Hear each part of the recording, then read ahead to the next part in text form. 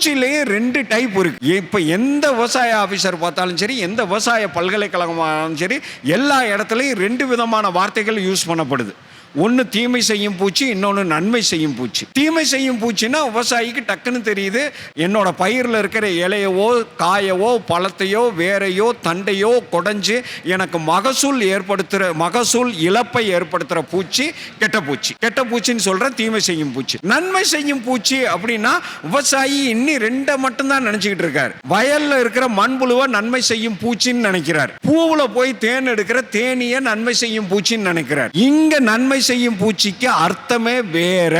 இங்க நன்மை செய்யும் பூச்சி அப்படின்னா அர்த்தம் என்னன்னா, முன்னாடியே பார்த்துட்டோம், கெடுதல் செய்யற பூச்சி இல்ல தீமை செய்யும் பூச்சினா பயிரை திங்கிற பூச்சி. இங்க நன்மை விவசாயி மட்டத்துல நன்மை செய்யும் பூச்சினா எதை அர்த்தம் புரிஞ்சுக்கணும்னா, பயிரை தாக்குற, பயிர்ல மகசூல் இழப்பு ஏற்படுத்துற, பயிரை திங்கிற இந்த கெட்டது செய்யற பூச்சிகளை, தீமை செய்யும் பூச்சிகளை புடிச்சு அப்படியே சாப்பிடுற நான் வெஜிடேரியன் பூச்சி.